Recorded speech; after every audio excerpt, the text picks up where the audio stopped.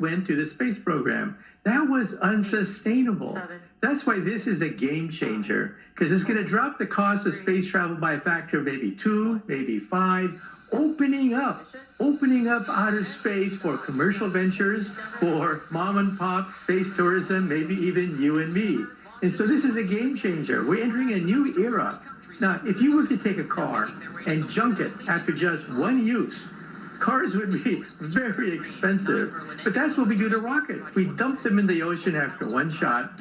But reusable rockets, as was mentioned, is a game changer. It's going to drive down the cost and open up the heavens for commercial ventures, for space tourism, and for you and me. Miles, it is the new era, as the professor is showing there, this new era of space travel. Crew 2 mission. Is this better? I mean, cost-wise, clearly it is. Writ large, is this better? Yes, it is. You know, among other things worth pointing out here. Launch escape system disarmed. Copy. Dragon SpaceX nominal orbit insertion. Copy. Nominal orbital insertion. All right, the Falcon 9 second stage has done its job, delivering our 4 crew into orbit. You hear the applause here in Hawthorne. We're waiting to get a video signal back from the drone ship. Of course, I still love you. And the view from the onboard camera we saw just briefly. It looks like first stage on the drone ship. Getting views of the Dragon trunk. So the first stage is on the drone ship, successfully landed. And more importantly, second stage is in a nominal orbit with the Dragon spacecraft, getting ready for some important events coming up, Gary. That's right. About 2 more minutes. The Dragon and the second stage of the Falcon 9 will be in a coast phase.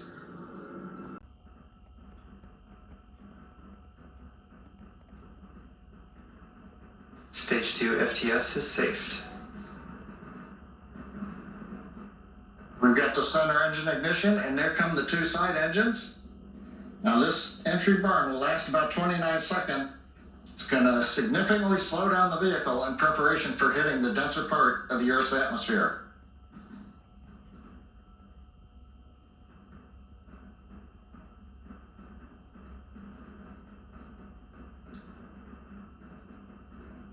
Entry burn complete. We're down below 35 kilometers. Continuing to look good on the first stage, heading to the Atlantic Ocean for a landing on the drone ship. While second stage is less than a minute away from cutoff.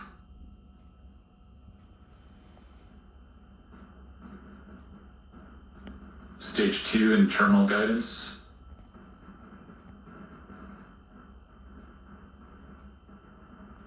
Also, they have to sleep on board. We've just seen that the 0G indicator is a little penguin. That's sort of a tradition that the astronauts that are on board, that they decide what that 0G indicator is going to be. We don't know the story behind the penguin yet, but with Demo 2, with Bob and Doug, it was a little sequin dinosaur. I don't know if you remember the last one. It was a baby Yoda. And as you know, today it's a multinational crew that is on board. We have 2 NASA astronauts, Megan MacArthur, who's in fact the wife of Bob Behnken, who took that Demo 2 flight. She's actually sitting in the same seat that her husband flew in on Demo 2. Shane Kimbrough, he is the commander. We also have a JAXA astronaut on board, as well as an ESA astronaut on board as well, Thomas Pesquet and Ashi Pishido. So multinational crew, and something that's unique. There's always a lot of interest in the food, the astronaut food. And I have to tell you guys that I had the opportunity to taste some of the food that Thomas is bringing up with him. When you have a multinational crew, they have the opportunity to bring some of their own cuisine on board. You know, these specialty meals that are made. They're not eating them every day, but I have to tell you, I have the little packets right here.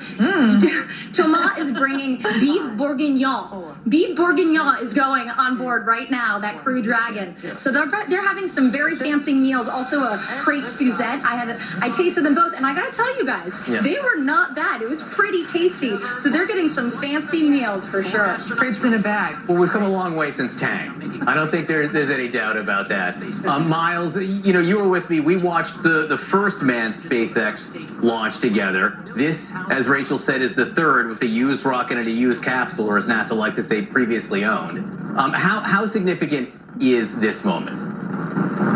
Well, it's a cream puff, of course, John, no question about it. But it's significant for that very fact you just mentioned. The shuttle program was supposed to be reusable, and in some respects it was, but it never really delivered on the promise of reusability in a way that made the cost of getting to space cheaper. It was a finicky vehicle. Yes, the orbiter came back, but it required all kinds of work to get back to space.